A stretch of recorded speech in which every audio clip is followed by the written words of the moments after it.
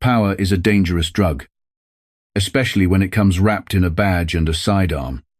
But arrogance is the quiet poison that kills the man who drinks it. Officer Wade Holt believed he was untouchable the day he spotted a burgundy sedan parked near the Fairhaven Parish courthouse and decided, on a whim of pure racial spite, to have it dragged away. He wanted to remind whoever owned that car who really controlled the streets. But Holt made one catastrophic error. The car belonged to the newly elected parish district attorney. And that district attorney wasn't just going to get his car back. He was going to take apart Wade Holt's entire life, piece by piece. In full view of the public, Fairhaven Parish was a place split cleanly in two by the sluggish brown water of Millrace Bayou. North of the bayou sat rolling lawns, iron gates, and 3 generations of quiet money. South of it, cracked sidewalks and buzzing sodium streetlights watched over a community that had spent decades being over-policed and underserved in equal measure. District Attorney Elijah Marsh had grown up on the south side.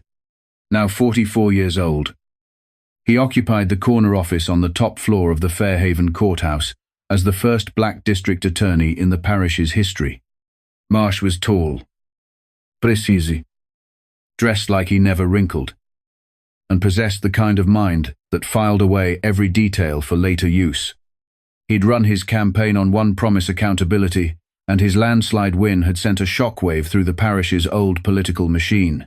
But nowhere did that shockwave land harder than inside the walls of the Fairhaven Sheriff's Department. Officer Wade Holt was a leftover from the old Fairhaven, 17 years on the force. Built like a linebacker, gone soft in the middle. Holt treated the streets like they belonged to him personally. Holt. The law was whatever he decided it was in the moment. Over the course of his career, he'd racked up 31 citizen complaints, excessive force, racial profiling, unlawful searches, every single one of them quietly buried by the deputies' union and a sympathetic old sheriff who'd rather look away than lose a vote. Holt despised Elijah Marsh with a burning, personal hatred. He hated the new body camera audit policy. He hated that drug cases built on shaky warrants were suddenly getting tossed. And if he was honest with himself in the dark hours before dawn, he hated most of all that a black man from the south side now held the power to put cops behind bars. It was a sweltering Thursday afternoon in late August.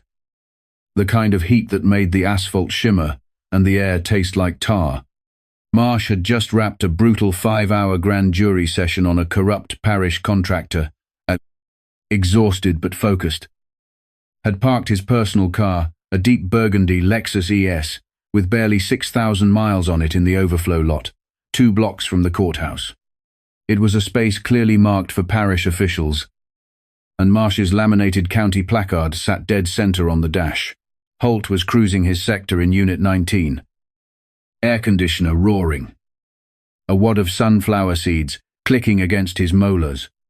He was already furious. Earlier that week, Marsh's office had thrown out a drug case Holt had built. Citing an illegal search, Holt felt humiliated, emasculated. As he rounded the corner onto Birchwood Avenue, the burgundy Lexus caught his eye, and he slowed his cruiser to a crawl. He knew exactly whose car that was. Word traveled through a sheriff's department faster than any radio signal. And every deputy in the building knew the new DA drove a wine-red Lexus. Holt pulled up behind the bumper and ran the plate through his mobile terminal. The screen blinked back. Registered owner, Elijah Marsh. A slow, ugly grin spread across his face. The car was parked dead center in its space. The county placard sat plainly on the dash, but the rear left tire rested maybe 3 inches over a faded stripe separating the lot from what had once been a designated loading zone, a zone that hadn't been used or repainted since the warehouse next door was torn down 8 years earlier. To any reasonable officer, it meant nothing. Holt. It was a gift. Let's see how untouchable you feel walking home. Counselor. He muttered. He didn't call it in through dispatch that would leave a record a supervisor might notice. Instead, he pulled out his personal phone and dialed a number he knew from memory. Voss and Sons. This is Dale. Dali. It's Wade. Got a live one for you, on Birchwood. Right behind the courthouse annex. Sitting in a loading zone. Real hazard. Dale Voss let out a wet, rattling laugh. Right behind the courthouse. You sure about that? Wade, that's touchy ground. Just hook it. Dali. And take it all the way out to the Route 58 yard. Give this one the premium storage rate. You got it. Boss. 10 minutes. Holt sat in his idling cruiser watching like a hawk as the rust-eaten flatbed from Voss and Sons rattled down the block. He watched Dale hook the winch to the front axle and drag the sleek Lexus violently up the ramp. The tires screeching against steel. He didn't write a ticket. He didn't leave a notice. He just watched the car vanish around the corner, spat a mouthful of shells onto the pavement, and drove off feeling like the king of Fairhaven Parish. He had no idea he'd just detonated his own life. At 7:40 that evening, Elijah Marsh loosened his tie, grabbed his briefcase, and walked out through the courthouse's heavy glass doors. The oppressive heat had settled into a thick, still evening. He was mentally rehearsing the political maneuvering he'd need to get Parish President Colin Ashby to sign off on an independent oversight commission. He turned into the lot and stopped cold. His parking space was empty, just a rectangle of oil-stained concrete. For half a second he wondered if he'd parked somewhere else. But his memory didn't work that way. He looked down. Fresh gouges were carved into the soft asphalt, the unmistakable drag marks of a tow winch. Marsh didn't panic. He didn't raise his voice. He pulled out his phone and dialed the non-emergency line. Fairhaven Dispatch. State your inquiry. This is District Attorney Elijah Marsh. I need to know if a vehicle was impounded from the Birchwood Municipal Lot. Plate Hotel Romeo 208. A long pause.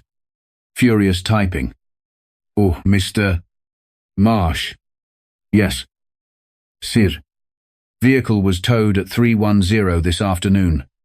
Authorizing officer was another pause. Deputy Wade Holt. Badge 289. Cited violation, obstructing a designated loading zone. Marsh looked at the faded yellow curb 10 yards away. He knew Holt's name. It sat near the top of a very thick internal affairs file on his desk. Which yard took it? Voss and Sons. Out on Route 58. Sir. Thank you. He hung up. He didn't call the sheriff to complain. He opened a ride-hailing app and requested a car. The drive to Route 58 took nearly an hour. Voss and Sons. Salvage was a sprawling gravel graveyard of wrecked steel, ringed by chain link topped with razor wire. Sitting on the industrial fringe of the parish, diesel fumes and rot hung in the air. Marsh walked into a stifling little office trailer where, behind a scratched pane of bulletproof glass, sat Dale Voss heavyset, grease under his nails. A tabloid open on the counter. Help you. I'm here to retrieve my vehicle. Burgundy Lexus ES. Voss tapped at an ancient keyboard. Yeah. Got it. Obstructing a loading zone. That's a $600 hook fee. $150 for the dolly. $200 for overnight storage. Comes to $11.50. Cash only. It hasn't been overnight. Marsh said quietly. It's been 4 hours past business close. Counts as overnight. Parish ordinance. Voss-Grind. Marsh glanced past him. Through a cracked door in the back office. Sitting on a folding chair. Sipping from a can of some neon-colored energy drink. Was Wade Holt. Watching him with open delight. Holt raised the can in a mock toast and let out a booming laugh, a message as clear as a shout. I can take your property. I can inconvenience you. And there's nothing you can do about it. Marsh didn't break eye contact. He reached into his jacket, pulled out a money clip. and counted out $1,150, sliding it under the slot. "I need an itemized receipt," he said to Voss, "and a copy of the deputy's authorization form." "Whatever." Voss snatched the cash and printed a crude slip. Marsh walked out to the lot. His Lexus sat coated in dust. Deep, fresh scratches gouged along the front bumper, where the winch chain had bitten in wrong. He photographed everything: the damage, the plate, the surroundings, the receipt. He climbed in, started the engine, and drove past Holt, who stood by his cruiser smirking. Marsh didn't scowl. He didn't gesture. As the cold air hit his face, his mind was already shifting into a gear Holt could never have imagined. Holt thought this was a street fight he'd just won. But Elijah Marsh didn't fight in the street. He fought in courtrooms, and he was about to bring the full weight of federal law down on the Fairhaven Sheriff's Department. By 6 the next morning, the district attorney's office was humming at a terrifyingly quiet frequency. Marsh summoned his chief investigator, René Okafor, a former federal forensic accountant who'd left that life for something quieter, only to grow deeply bored until Marsh hired her away. He slid the tow receipt and the photographs across his desk. "Deputy Wade Holt had my car illegally towed yesterday." René raised an eyebrow. "He towed the DA's car. That takes a special kind of arrogance. It's not arrogance, René. It's the illusion of invulnerability." He steepled his fingers. "He did it to embarrass me. But what caught my attention wasn't the tow. It was the operation running out of that yard. Cash only. Absurd face. And Holt sitting in the back drinking a soda while I paid it." René straightened. "You think it's a racket? I know it's a racket.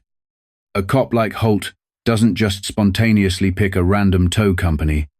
There's a relationship. Pull every impound authorization Wade Holt has signed in the last 6 years. Cross-reference everyone against Voss and Sons. Then run a full financial workup on Dale Voss, his business, and anyone tied to it." "Elijah," René said, dropping the formality, "if we open this door, the deputies' union declares war on this office. They'll slow walk every subpoena we send. Let them," Marsh said, voice flat as stone. "I was elected to clean up this parish. If we have to gut the department to do it, bring me a sledgehammer." For the next month, a windowless room in the courthouse basement became a war room, accessible only to Marsh, René, and 2 trusted paralegals. What they found there turned Marsh's stomach. Over 6 years, Deputy Wade Holt had authorized more than 900 vehicle tows. 87% of them were routed exclusively to Voss and Sons, entirely bypassing the parish's official rotation list of bonded towing contractors. René pinned a massive map to the basement wall, red dots swarming across it like a rash. "Look at the pattern," she said, tracing it with a laser pointer. "North side, nothing. South side, it's on fire. He's targeting minority neighborhoods," Marsh said, his jaw tightening. "Low-income complexes, shift worker lots, people who can't afford a lawyer, let alone a fight." René confirmed. "He invents violations, obstructed sidewalks that don't exist, expired stickers that aren't expired, and calls Voss. Voss hooks the car and demands cash on the spot to release it. And if they can't pay, after 30 days, Voss files a mechanic's lien and auctions it. Sometimes he just scraps it for parts." René pulled another folder. "But here's the part that matters. Elijah, I traced the corporate filing on Voss and Sons. Dale Voss isn't the sole owner. 50% equity sits with a shell company called Redwood Fleet Solutions, registered to a woman named Darlene Holt." Marsh went still. Holt's wife, his sister. The pieces snapped together with a click that felt almost audible. This wasn't petty harassment. It was a sprawling extortion machine. Holt used his badge to steal cars from people who had no power to fight back. His brother-in-law held those cars hostage for cash, and the profits flowed straight back to Holt through his sister's shell company. Over 6 years, they'd bled nearly $2 million out of the parish's most vulnerable residents. Marsh felt a cold, righteous clarity settle over him. This isn't a misconduct complaint, René. This is RICO. Extortion under color of official right. Wire fraud. Civil rights violations. If we take it to a local grand jury, it leaks before we're ready. The sheriff has friends in the clerk's office. We're not going local. Marsh said quietly, I'm calling the state attorney general, and I'm bringing in the FBI's Civil Rights Division, oblivious to the noose tightening around him. Holt only grew bolder. He began openly taunting Marsh's staff. A week after the tow, he pulled over Priya Anand, Marsh's chief of staff and the architect behind the parish's reform legislation. It was raining. Holt walked up to her window and shone his flashlight directly into her eyes. License and registration. Officer. What's the reason for the stop? Busted tail light. He leaned in. Breath sour with sunflower salt. You work for Marsh, don't you? Yes. Tell your boss to watch where he parks. His voice dropped. Threatening. Bad things happen to nice cars around here. He didn't write her a ticket. He walked off, leaving her shaking with fury in the rain. When Priya told Marsh the next morning, he simply nodded. Holt was digging his own grave with a backhoe. Marsh picked up a secure line and called Adrian Kessler, the lead federal prosecutor for the district. Adrian. It's Elijah. I have a package for you. A localized RICO conspiracy inside the Fairhaven Sheriff's Department. Paper trail. Financial links. A documented pattern of civil rights violations. How big enough to end careers? I need Title III wiretaps on 3 phones. Yesterday, the federal machine woke up. For the next 2 months, Holt and Voss unknowingly starred in their own surveillance production. Agents parked half a mile from Voss and Sons, listening as Holt casually phoned in fake violations, joked about targeting Southside types, and demanded his cut in plain, recorded language. The net was airtight. On a crisp Monday morning in October, Marsh stood at his office window, watching the sun rise over the skyline. At cincis prezecia, M. A convoy of black SUVs rolled quietly into Fairhaven Parish. There were no sirens, no courtesy call to the sheriff. The hammer was about to fall. 3 locations were hit simultaneously: Voss and Sons, salvage on Route 58, the Voss family home, and a modest ranch house on the edge of the parish where Wade Holt slept. Holt was jolted awake by a sound he'd delivered to countless others, but never expected to hear himself, his own front door splintering off its hinges. FBI federal warrant hands where I can see them. Holt scrambled for the nightstand, reaching instinctively for his service weapon. But before his fingers touched the grip, 3 agents flooded the bedroom, rifles raised. Don't you even breathe toward that gun. The lead agent barked. Hands on your head. Turn around. Holt raised his hands, confusion warring with disbelief. Hold on, I'm Fairhaven Sheriff's Department. I'm on the job. You're making a mistake. We know exactly who you are, said Special Agent Marcus Devereaux, stepping in with a thick sheaf of paperwork.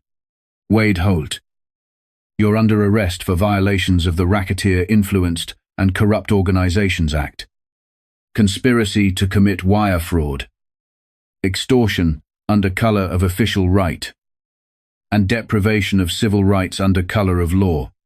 The words hit like a fist. Federal RICO charges. The color drained from Holt's face as agents pressed him against his dresser and cuffed his wrists simultaneously. Udon, Route 58. Agents tore through Voss and Sons, seizing computers, filing cabinets, and a hidden floor safe holding over $135. 0 inches undocumented cash. Dale Voss didn't even make it to the cruiser before he cracked, standing in his driveway in pajamas, watching agents search his wife's home office. He asked for a deal on the spot. Whatever loyalty had bound him to Holt evaporated the instant a mandatory minimum sentence entered the conversation. By 8 that morning, news had ripped through the sheriff's department like a shockwave. Sheriff Gerald Wexler, a barrel-chested man who'd shielded Holt for years, stormed into Marsh's office, bypassing reception entirely. "What the hell is this?" Elijah Wexler roared, slamming his palms on the desk. "The feds just walked one of my senior deputies out of his house in his boxers, bypassed my whole chain of command. You set this up." Marsh finished signing a motion, capped his pen, and looked up. "Sit down, Gerald. Or don't. But lower your voice. You're destroying a man's career over a parking dispute. I brought the FBI into your department because you let a criminal enterprise operate out of your locker room." Marsh stood and dropped a thick dossier onto the desk. 6 years of tow records, 900 vehicles, nearly $2 million extorted from the poorest people in this parish, funneled straight into a shell company owned by Holt's sister. "He didn't just tow my car, Gerald. He's been terrorizing the South Side under your watch. And I have every word of it on federal wiretap." Wexler stared at the folder, all the fight draining out of him. "The union won't touch him." Marsh cut in. "I already spoke to the union president. Once I read him the extortion charges, he confirmed they will not be funding Holt's defense. He's alone, down in a federal holding cell." Wade Holt sat shivering on a steel bench, stripped for the first time in his career of every ounce of power he'd once wielded like a weapon. The trial of United States v. Wade Holt wasn't a battle. It was a slow, methodical dismantling. The federal courtroom filled to capacity reporters and dozens of South Side residents who'd spent years being quietly victimized. Prosecutor Adrian Kessler didn't rely on theatrics. He built his case on an avalanche of undeniable records for 3 days. Kessler paraded victims before the jury: a single mother who lost her job because she couldn't get to work, an elderly man whose only car was auctioned for scrap money, a college student whose entire savings went to a release fee. But the fatal blow wasn't the testimony. It was Dale Voss, facing a mandatory minimum sentence. Voss had taken a plea deal and flipped completely. He described the coded radio signals Holt used to flag a target. He described cash handoffs during Sunday cookouts while children played in the yard nearby. Then came the ledger, a handwritten account book his wife had hidden beneath their floorboards, documenting every fabricated violation and every split of cash down to the dollar. Kessler saved the wiretap audio for last. The courtroom speakers crackled to life with Holt's own voice from late August, dripping with contempt. "Got another one for you. Dali. Silver Civic, down at the Magnolia housing complex. Tags are good. She's parked legal, but I'm writing it up as blocking a hydrant. Let her ride the bus a while and think it over. Hit her with the max storage fee. Darlene needs the deck money before the wedding." A collective gasp rolled through the gallery. Jurors physically recoiled. At the defense table, Wade Holt broke, burying his face in his hands. Unable to face the room, he couldn't hide behind a badge that no longer meant anything. The world had just heard exactly what he was. The next morning, before the defense could offer an opening statement, Holt changed his plea to guilty on all federal counts. While the criminal case wrapped, Marsh fought his second war in civil court. As sitting DA, he couldn't file suit himself. But his law school roommate, the notoriously relentless civil rights attorney Desmond Whitlock. The moment Holt's guilty plea hit the federal record, Marsh handed Whitlock the entire unsealed evidence file. Whitlock filed a massive class-action suit against the parish, the sheriff's department, and Holt personally, citing 31 buried complaints as proof the department's leadership had enabled the extortion ring for years. Facing an unwinnable civil jury and a political firestorm, Parish President Ashby capitulated within weeks. AD 9.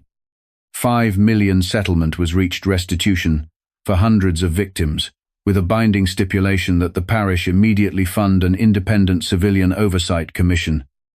The exact reform Marsh had campaigned on. Sheriff Wexler didn't wait to be fired. He quietly filed early retirement papers and left the parish in disgrace.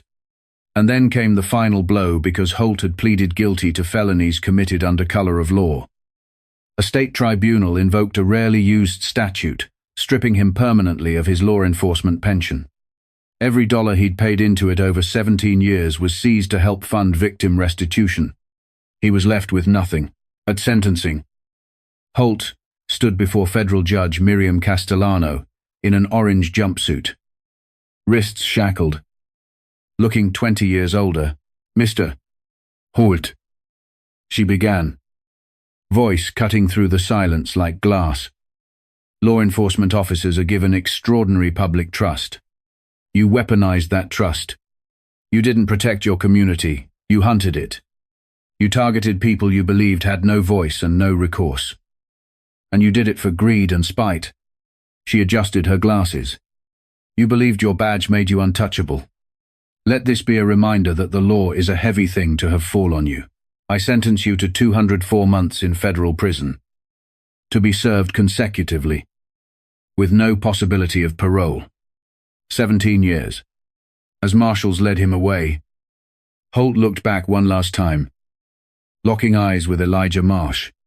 Marsh didn't gloat. He offered a single, slow nod, a silent acknowledgement of a promise kept, then picked up his briefcase and walked out. Ready to get back to rebuilding his parish, the steel door of cell 219 slammed shut with a finality that would echo through Wade Holt's remaining years. He was no longer Deputy Holt. He was inmate 51207-091. Because of his history as law enforcement, general population would have been a death sentence. So he was placed in a segregated wing, solitary in all but name. 23 hours a day in a cell, measuring 6 feet by 9. A steel slab for a bed. A narrow slit of frosted glass for daylight. The man who'd once roamed Fairhaven barking orders now controlled nothing, not even when he ate. In that silence, his arrogance rotted slowly into paranoia. He replayed it constantly, the burgundy Lexus. The phone call to Dale. The petty thrill of watching that car dragged away. He'd traded a career, a pension, and his freedom for one moment of spite, while Holt withered. Fairhaven Parish transformed. The settlement money broke the old guard's political capital completely, and Parish President Ashby gave Marsh nearly everything he asked for. The Fairhaven Civilian Oversight Commission was ratified in January, with real subpoena power and independent investigators. But remnants of the old department didn't go quietly. Captain Terence Foss, a close friend of the disgraced sheriff, quietly organized a slowdown, encouraging patrol units to stall response times on the south side, hoping a spike in crime would sink the new commission. Marsh saw it forming before it fully took shape. "He's using the union to shield himself," Renee told him. "The deputies won't talk. We don't need them to talk." Marsh said, "Pull the GPS logs off every cruiser in Foss's sector. Cross-reference idle time against 911 call logs. If they're parked while emergency calls sit on hold, we don't just fire them, we indict them." The audit was swift and brutal. Foss had explicitly ordered units to stand down on non-violent calls south of the bayou. Marsh took the evidence straight to the Oversight Commission's first public hearing. Cameras rolling, facing public exposure and the terrifying possibility of joining Holt in federal custody, Foss resigned the next morning, taking 3 loyalists with him to replace the outgoing rot The parish brought in Chief Louis Marchetti, an outside reformer known for transparency policing. He implemented mandatory de-escalation training, strict impound audits, and zero tolerance for profiling. Restitution funds flowed into the south side. Families got their savings back. Workers got their cars back. And for the first time in a generation, residents began to see the district attorney's office as a shield instead of a threat. The Voss and Holt families fractured beyond repair. Dale Voss served his time in a minimum security facility out of state. His marriage to Holt's sister destroyed. Darlene Holt avoided prison by surrendering every hidden asset, but was left with nothing: her home, accounts, and vehicles all seized. She moved into a cramped apartment on the parish's outskirts, working night shifts just to survive. Forever marked as a felon. 7 years later, the sweltering heat of August had returned to Fairhaven Parish. But the city underneath it was unrecognizable. Crime had stabilized. Trust between police and community had reached levels no one thought possible a decade earlier. Elijah Marsh had just won re-election in a landslide, 74% of the vote, and was now a rising name in state politics. Quietly rumored for a future run at the governor's mansion. Priya Anand, once intimidated on a rainy roadside, now served as deputy district attorney, leading a task force on cold civil rights cases inside the federal prison. Time had not been kind to Wade Holt. 7 years of near-total isolation had stripped away his bulk and, slowly, his sanity. His hair had gone grey and thin. His posture permanently stooped. He'd spent the first 3 years filing appeal after appeal, claiming entrapment, claiming selective prosecution, all of them denied. The evidence had simply been too complete. Desperation eventually stripped away what pride remained. Holt requested a pen and paper and wrote, with shaking hands, a letter to the one man who could recommend a sentence commutation: District Attorney Elijah Marsh. It wasn't really an apology, it was a plea. He wrote about the mental toll of isolation, called himself a changed man, begged Marsh to write a letter of support to the parole board, promised he'd disappear and never return to Fairhaven. A week later, Priya walked into Marsh's office and dropped a plain envelope stamped with a federal prison seal onto his desk. "You'll want to see this. From FTI Ridgemont. Inmate Holt." Marsh sliced it open with a letter opener and read the cramped, unsteady handwriting in silence. His expression didn't change. "What does he want?" Priya asked. "A sentence reduction. Says he's learned his lesson. Says the isolation is breaking him. Are you going to respond?" Marsh leaned back and looked out over the city below, moving in its steady, hard-won rhythm. He thought about Renee's map, the red dots swarming over the poorest blocks in the parish. He thought about mothers choosing between groceries and ransom fees for their own cars. He thought about the sheer, unfiltered arrogance of a man who'd believed the law existed only to serve him. "Mercy is a virtue," he said quietly. "Justice is a requirement." He opened his bottom drawer and pulled out a thick folder labeled United States v. Holt Archive.